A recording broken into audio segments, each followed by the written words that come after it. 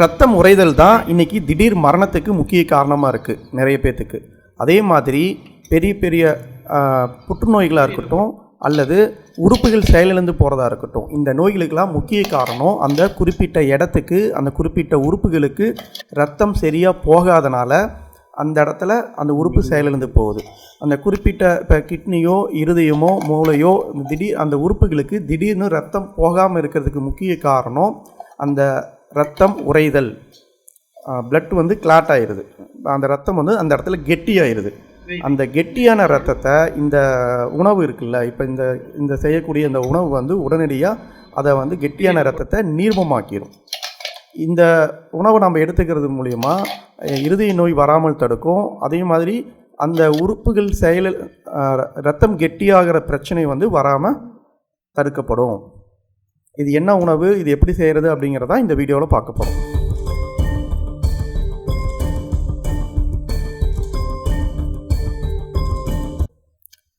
இயற்கையாகவே இந்த கீரையில் புளிப்புத்தன்மை மிக அதிகமாக இருக்கிறதுனால இதுக்கு புளிச்சக்கீரை அப்படின்னு பேர்.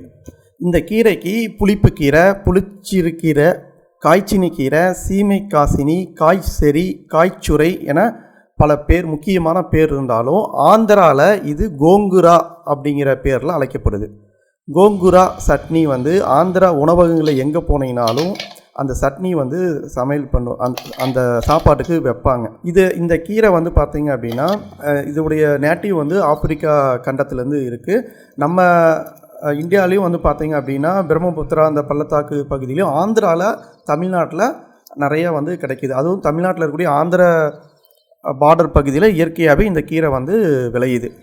தமிழ்நாட்டில் குறிப்பாக கோவை தென்னார்காடு மாவட்டங்களில் இது சாகுபடியும் பண்ணுறாங்க. இது புளிச்சக்கீரை எல்லா வித மண்ணிலையும் வளரும்.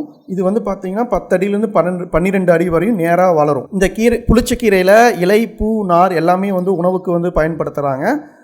ஆந்திரா மக்கள் வந்து கோங்குரா தொக்கு செய்து இந்த உணவோடு சேர்த்துக்கொள்கிறாங்க. இந்த இலையில் வந்து பார்த்திங்கன்னா தொக்குன்னு ஒன்று செய்வாங்க. அது 2-3 நாள் வந்து கெட்டு போகாமல் இருக்கும். இயற்கையாகவே இதில் புளிப்புத்தன்மை இருக்கிறதுனால 2-3 நாள் கெட்டு போகாமல் இருக்கும்.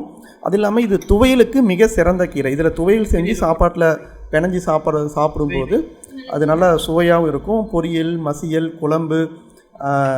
இதில் புளிச்சக்கீரையில் இறால் செய்வாங்க. அது ரொம்ப ரொம்ப சிறந்த ஃபெமிலியரானது. ஆந்திரா சைடு இருக்கக்கூடிய மக்களுக்கு எல்லாத்துக்குமே இதில் தெரியும். இதில் முக்கியமாக வந்து பார்த்திங்கன்னா விட்டமின் ஏ இருக்குது. இந்த விட்டமின் ஏ வந்து பார்த்திங்கன்னா கண்ணுக்கு ரொம்ப நல்லது. இந்த புளிச்சக்கீரை சாப்பிட்றதுனால குடல் புண் வந்து சரியாகுது. இது வந்து குளிர்ச்சி தன்மை உடையிறது அப்படிங்கிறதுனால உடல் சூட்டை தணித்து சிறுநீர் அடைப்பு எல்லாத்தையும் எடுத்து சிறுநீர் வந்து தங்கு தடையின்றி வெளியேறுது. இந்த புளிச்சக்கீரை செரிமானம் நல்லா அதிகமாகிறதுக்கு உதவி செய்து மலமும் இலகுவாக போகிறதுக்கு உதவி செய்கிறது. இன்னொரு ரொம்ப முக்கியமான விஷயம், ரத்தம் கெட்டியாகிறது தான் ப்ரெஷர், ரத்த அழுத்தத்துக்கு ரொம்ப முக்கியமான காரணம்.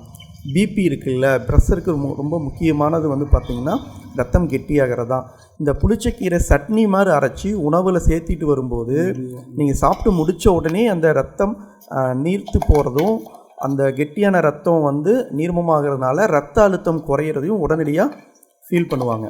அதே மாதிரி இந்த புளிச்சக்கீரை வந்து பார்த்திங்க அப்படின்னா கணவன் மனைவி நெருக்கத்தை அதிகப்படுத்தும். அந்த பாலியல் சிந்தனையை, பாலியல் வேட்கையை, இந்த உணர்ச்சியை இது அதிகப்படுத்தும். சாப்பாட்டு மேலே ஆர்வமே இல்லாமல் இருக்கிறாங்கல்ல, எனக்கு சாப்பாடை பார்த்தாவே மட்டல் வருது, எனக்கு பிடிக்க மாட்டேதுன்னு சொல்கிறாங்கல்ல, அந்த மாதிரி நபர்கள் இந்த புளிச்சக்கீரையில் சட்னி அரைச்சி வேறு ஏதாவது உணவு கூட தொட்டுக்கிட்டு சாப்பிட போது அந்த நாக்கில் வந்து ருசி மறுபடியும் வந்து உருவாக ஆரம்பிக்கும். ஸோ ரத்தம் கெட்டியாக இருக்கிற எல்லாருமே இந்த கீரையை சாப்பிட்லாம். யார் யார் சாப்பிடக்கூடாது அப்படிங்கிறது நான் சொல்கிறேன், அதை நோட் பண்ணிக்கிங்க. ரத்தமாக ஏற்கனவே நீர்மமாக இருக்கும்ல, அதாவது காலில் புண்ணு இருக்கிறவங்க, அடிபட்டு புண்ணு ரத்தம் வெளியேறிட்டுருக்கிறவங்க, கால் வீக்கமாக இருக்கிறவங்க, ரத்தத்தில் நீர் இருக்கும், அதாவது சளி இருந்துச்சுனாவே ரத்தத்தில் நீர்மம் இருக்குதுன்னு தான் அர்த்தம். அதேமாதிரி கால் வீக்கமாக இருக்கிறவங்க, புண்ணாகி காலில் புண்ணாகி எப்பொழுதுமே ரத்தம் வந்து நீர்மமாகிடுச்சுன்னா அங்கங்கே புண்ணு ஓப்பன் ஆகிரும். ஸோ இவங்கெல்லாம் இந்த கீரையை சாப்பிடக்கூடாது, தவிர்த்துடணும். ஓகேங்களா?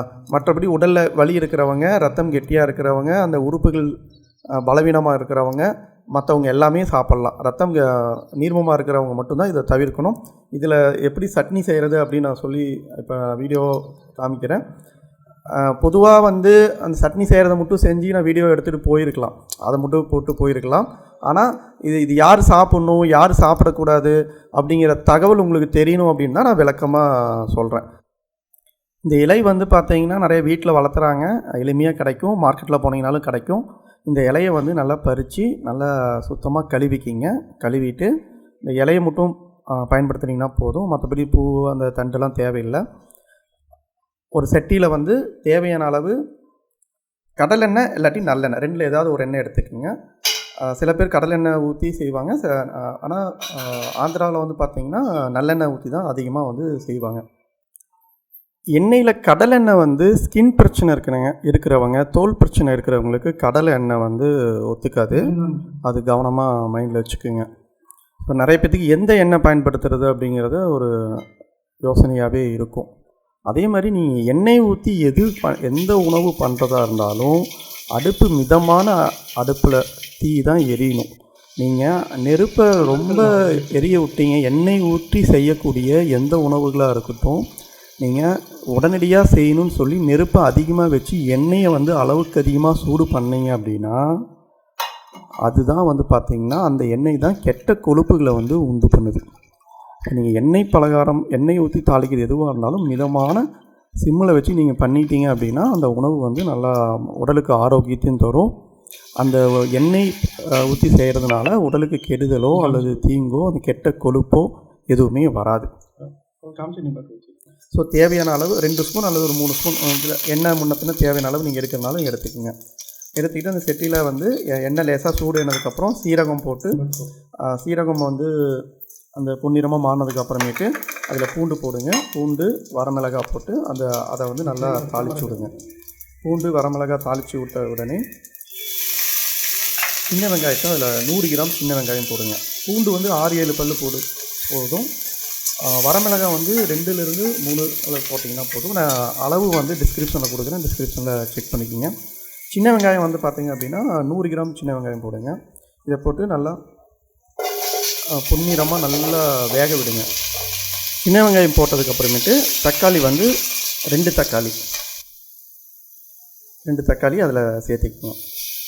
மூடி வச்சுக்கோங்க. நல்லா ஆவியில் நல்லா வேகணும். நல்லா வெந்ததுக்கப்புறமேட்டு கடைசியாக வந்து புளிச்சக்கீரையை கழுவின புளிச்சக்கீரையை அதில் நீங்கள் போடுங்க. போட்டு மறுபடியும் ஒரு 3லேருந்து 5 நிமிஷம் வரைக்கும் அந்த கீரையை வந்து நல்லா வேக விடணும். இதில் உப்பு வந்து தேவையான அளவு உப்பு வந்து போட்டுக்குங்க. பொதுவாக எந்த சட்னி அரைக்கிறதா இருந்தாலும் அதில் புளியை வந்து ஆட் பண்ணுவாங்க. இதில் புளியே தேவையில்லை. புளி எந்த அளவுக்கு புளிக்குமோ அதே மாதிரி இந்த கீரையுடைய இலை வந்து பார்த்திங்கன்னா புளிப்பு வந்து அதிகமாக இருக்கும். இந்த சட்னி வந்து புளிப்புத்தன்மை இருக்கிறதுனால நீங்கள் காலையில் அரைச்சிங்க அப்படின்னா இனி நைட்டோ அடுத்த நாள் வரையும் கூட நீங்கள் கெட்டு போகாமல் இருக்கும். லாங்கில் எங்கேயாவது ட்ராவல் பண்ணுறவங்க கூட இந்த புளிச்சக்கீரை சட்னியை வந்து எடுத்துகிட்டு போகலாம். ஏன்னா இது புளிப்புத்தன்மை இருக்கிறனால அவ்வளோ சீக்கிரம் கெட்டு போகாது. அதனால தான் இதில் ஊறுகாவும் கூட செய்வாங்க. கிளறி விட்டுட்டே இருங்க, சிம்மிலே வச்சு பண்ணுங்கள். நல்லா வெந்ததுக்கு அப்புறமேட்டு அந்த கீரை எல்லாமே நல்லா வேக்காடு ஆனதுக்கப்புறமேட்டு அவ்வளோதான். அதை எடுத்து நீங்கள் தட்டில் கொட்டி நல்லா ஆற விட்டுருங்க.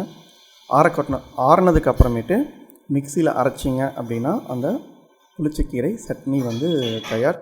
இந்த புளிச்சக்கீரை சட்னியை வந்து சூடான வெள்ளை சாப்பாட்டில் வந்து பிணைஞ்சி சாப்பிட்டீங்க அப்படின்னா சுவை வந்து நல்லா அற்புதமான சுவையாக இருக்கும். நான் வீடியோ ஆரம்பத்திலே சொன்ன மாதிரி சாப்பாடு மேலே பிரியம் இல்லாமல் இருக்கிறாங்கல்ல, எதை சாப்பிட்டாலும் அவங்களுக்கு பிடிக்க மாட்டேங்குதுன்னு சொல்கிறாங்கல்ல, அவங்கெல்லாம் இந்த சட்னியை எந்த உணவு சாப்பிட்றதுக்கு முன்னால் கொஞ்சோண்டு அந்த சாப்பாட்டில் பிணைஞ்சி சாப்பிட்டாங்க அப்படின்னா அந்த நாக்கில் ருசியை உணர்கிற திறன் வந்து திரும்ப அவங்களுக்கு வந்து கிடைக்கும்.